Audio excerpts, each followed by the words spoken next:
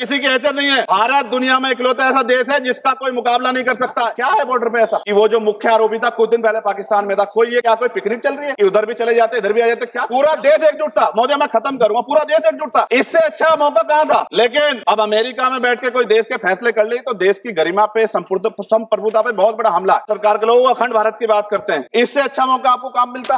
पीओक्यू लेने के बाद हमारे उत्तर प्रदेश के मुख्यमंत्री बार बार कहते हैं कि चुनाव में कह रहे थे 6 महीने के बाद पीओक्यू इधर होगा, सरकार बन की, जनता ने तो मौका दे दिया। कहां है पीओक्यू? क्यों नहीं लेके आए इस बार आप लोग? अच्छा मौका किसे कैसे मिलता? इस तरह से मीडिया ने माहौल बनाया था मोदिया, तो ऐसा लगा कि अगर देश की सेना ने जो हिम्मत उठाई थी, सरकार मदद करती, तो माननीय नरेंद्र मोदी जी पाकिस्तान के भी प्राइम मिनिस्टर होते। इस बार फाइनेंस मिनिस्टर बैठी है हमारी, ये पाकिस्तान की फाइनेंस मिनिस्टर होती। इस तरह के हालात बने हुए थे और ऐसा मौका चूकना ही नहीं चाहिए था। 1965, 71, 1999 के युद्ध में किसी भी अरब देश ने पाकिस्तान का साथ नहीं दिया था, लेकिन आज एक भी अरब कंट्री हमारे फेवर में नहीं खड़ी। क्या हमें अपनी फॉरेन पॉलिसी पर नहीं सोचना चाहिए? पाकिस्तान ने कहा और आपने मान लिया, और आपने सीज फायर का आज रक्षा मंत्री जी को मैंने सुना, उन्होंने कहा भाई, उन्होंने कहा कि महाराज हाथ जोड़ते हैं, छोड़ो, उन्होंने कहा और आपने मान लिया। लेकिन फिर उसके बाद 10 तारीख को दोबारा से जो है ड्रोन उड़े, मान रहे, मैंने रक्षा मंत्री जी को सुना, वो कह रहे हैं कि ऑपरेशन सिंदूर खत्म नहीं हुआ, ये रोका गया। इसका मतलब हमें खतरा है कि दोबारा भी हमला हो सकता है। सरकार के लोग सेना के सम्मान की बात करते हैं, इस घटना के बाद सरकार के नेताओं की भाषा देखिए। कर्नल सोफिया कुरैशी के बारे में किस तरह के शब्द यूज किए गए।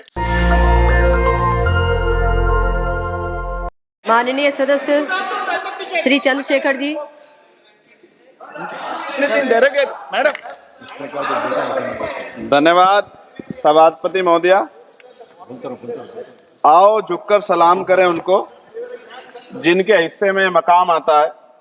बहुत खुशनसीब होते हैं वो लोग जिनका लहू देश के काम आता है। मैं सबसे पहले ऑपरेशन सिंदूर में जो हमारे देश की सेना है उसने जो पराक्रम दिखाया, शौर्य दिखाया, उसके लिए उनको सैल्यूट करता हूं, जय भीम करता हूं। और पहलगाम हमले में जो निर्दोष हमारे नागरिक शहीद हुए या अन्य जो लोग उसके बाद सीज फायर के बाद जो शहीद हुए, उन सभी लोगों के लिए प्रार्थना करता हूं कि उनके परिवारों को कुदरत दुख सहने की शक्ति दे। महोदया, मेरे कुछ सवाल हैं सरकार से। क्या सरकार यह स्पष्ट कर सकती है कि आतंकियों को भारत क्षेत्र में प्रवेश और पहलगाम जैसे पर्यटन स्थल पर पहुंचने में किसने मदद की? क्या सुरक्षा एजेंसियों को इस हमले की पहले से कोई खुफिया इनपुट प्राप्त हुए थे? यदि हाँ, तो उन पर क्या कार्रवाई हुई? पहलगाम हमले में शहीद हुए नागरिकों और स्थानीय ड्राइवर माजिद खान के परिजनों को सरकार द्वारा क्या मुआवजा सहायता दिया गई? क्या सरकार पर्यटकों की सुरक्षा सुनिश्चित करने के लिए विशेष स्टैंडर्ड ऑपरेटिंग प्रोसीजर लागू कर रही है? क्या भारत सरकार ने अंतर्राष्ट्रीय मंचों पर यह मांग रखी है क्या कि जब तक पाकिस्तान आतंकवाद पर कठोर कार्रवाई नहीं करता तब तक उसे किसी प्रकार की आर्थिक सहायता ना दी जाए? ऑपरेशन सिंदूर के बाद जब पाकिस्तान ने जवाबी हमले किए और 21 भारतीय नागरिक शहीद हुए, यहां तक कि हमारे गुरुद्वारों को भी निशाना बनाया गया, तब सरकार ने सीज फायर की अनुमति क्यों दी? क्या यह भारत की कूटनीति कमजोर नहीं दर्शाता? सभापति महोदया, मुजफ्फरनगर में हमारे जिला सचिव हैं भाई कामिल, उनके परिवार के 2 बच्चे भी इस हमले में शहीद हुए थे। क्या सरकार ये मानती है कि टीआरएफ द्वारा इस हमले में खासतौर पर हिंदू पर्यटकों को निशाना बनाना भारत में सांप्रदायिक द्वेष को बढ़ावा देने का प्रयास था? यदि हाँ, तो इसे रोकने हेतु सरकार ने क्या रणनीति बनाई? सरकार उस मुस्लिम पोनी ऑपरेटर को क्या सम्मान देगी जिसने अपनी जान देकर तीर्थ यात्रियों की रक्षा की? क्या उसे शहीद घोषित किया जाएगा? पाकिस्तान को हाल ही में आईएमएफ द्वारा $2 अरब से अधिक की सहायता राशि दी गई है। क्या भारत ने औपचारिक रूप से आईएमएफ और अन्य वैश्विक संस्थाओं के समक्ष आपत्ति दर्ज कराई है? क्या सरकार ने जांचा है कि आईएमएफ या अन्य विदेशी मदद का कोई हिस्सा आतंकवादी गतिविधियों में उपयोग तो नहीं हो रहा है? क्या सरकार ये स्वीकार करती है कि पहलगाम हमले में खुफिया तंत्र पूरी तरह विफल रहा है? यदि हाँ, तो कौन जिम्मेदार है और उसके विरुद्ध क्या कार्रवाई होगी? क्या सरकार स्पष्ट कर सकती है इतने भारी सुरक्षा प्रबंधों के बावजूद टीआरएफ जैसे आतंकवादी संगठन के सदस्य भारत में प्रवेश कैसे कर जाते हैं? क्या सरकार ये बताएगी पहलगाम जैसे संवेदनशील क्षेत्र में सुरक्षा समीक्षा अंतिम बार कब की गई थी और उसमें क्या कमियां चिन्हित की गई थी?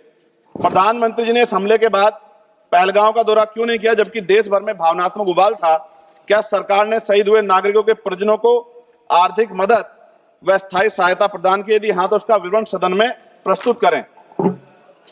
महोदया, सरकार के लोग सेना के सम्मान की बात करते हैं। इस घटना के बाद सेना के जवान अमरनाथ यात्रा की ड्यूटी पर जा रहे थे, ऐसी रेल दी गई उनको जिसकी हालत बड़ी खराब थी। सेना के जवानों ने मना कर दिया कि हम इस रेल में नहीं बैठेंगे। 4 दिन बाद बदलनी पड़ी। और सरकार के नेताओं की भाषा देखिए, कर्नल सोफिया कुरैशी के बारे में किस तरह के शब्द यूज किए गए, इन पे भी हमें चिंता करनी चाहिए। देश की सेना के लिए मेरी मांग है महोदया कि सेना और अर्धसैनिक बलों के वेतन को टैक्स मुक्त किया जाए, बैटल ऑफ ऑनर से सम्मानित, क्योंकि ये इस समय ऐसा विषय चल रहा है कि देश की सेना पे हमें गौरव है, गर्व है, लेकिन जिस तरह से आतंकवादी गतिविधियां बढ़ी है, मेरी मांग है कि बैटल ऑफ ऑनर से सम्मानित चमार रेजिमेंट को बहाल किया जाए, Gurjar regiment, Mehtar regiment, Yadav regiment बनाए जाए, क्योंकि देश का जो किसान कमेरा है उसके अंदर, देश का जो गांव में रहने वाला जो व्यक्ति है उसके अंदर देश प्रेम बहुत का जज्बा बहुत जबरदस्त है। अगर इनको मौका मिलेगा तो शायद पाकिस्तान छोड़िए, चाइना की हिम्मत भी नहीं होगी कि हमारे देश की तरफ आंख उठा के देख ले। महोदया, बाबा साहब अम्बेडकर कहते थे हम प्रथम और अंत्य भारतीय हैं। भारत की आन पे जब आंच आती है तो जिस तरह इस बार प्रदर्शन हुआ, एकजुट रहा देश, सारा विपक्ष हो पक्ष हो सब एकजुट रहे, ऐसे हमें एकजुट रहना चाहिए। अगर हम एकजुट रहेंगे तभी हम आतंकवादियों से लड़ पाएंगे।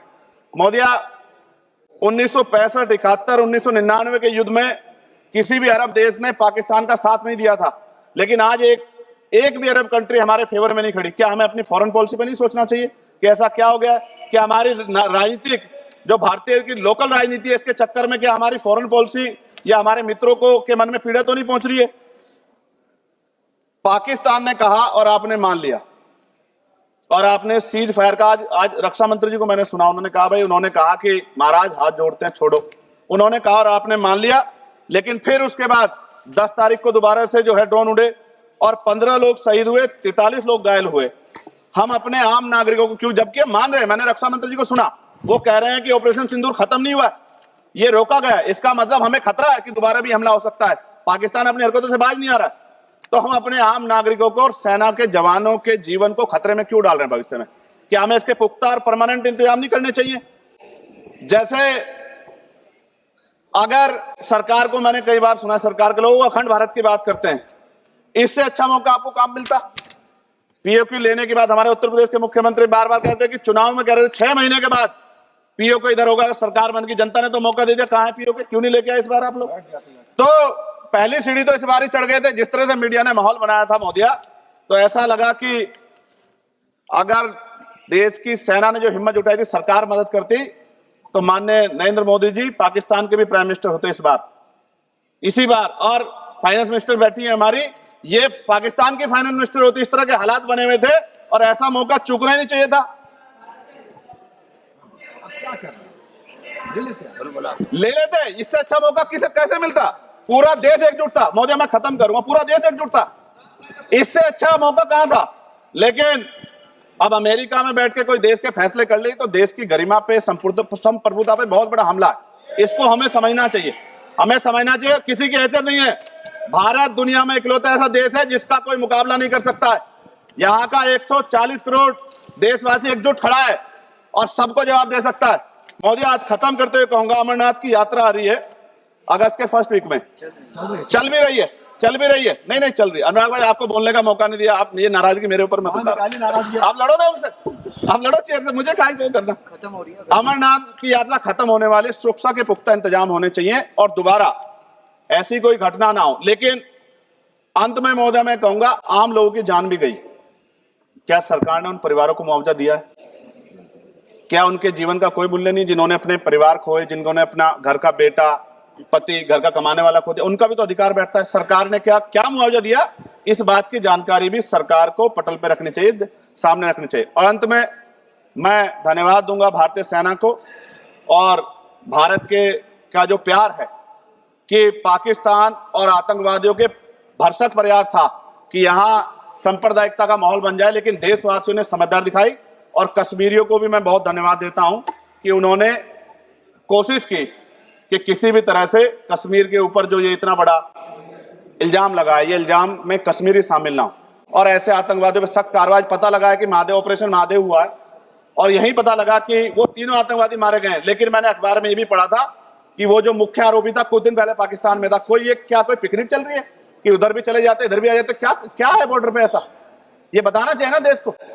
मैं आपका धन्यवाद करूंगा और भारत की महान सेना को मैं बधाई देता हूं, उनके लिए मंगल कामना करता हूं। जय भीम, जय भारत। महोदय धन्यवाद। नेशनल दस्तक की आपसे गुजारिश है कि अगर इसको बचाना चाहते हैं तो नेशनल दस्तक को सब्सक्राइब करने के लिए रेड कलर के सब्सक्राइब बटन को दबाएं, फिर बेल आइकन की घंटी दबाएं।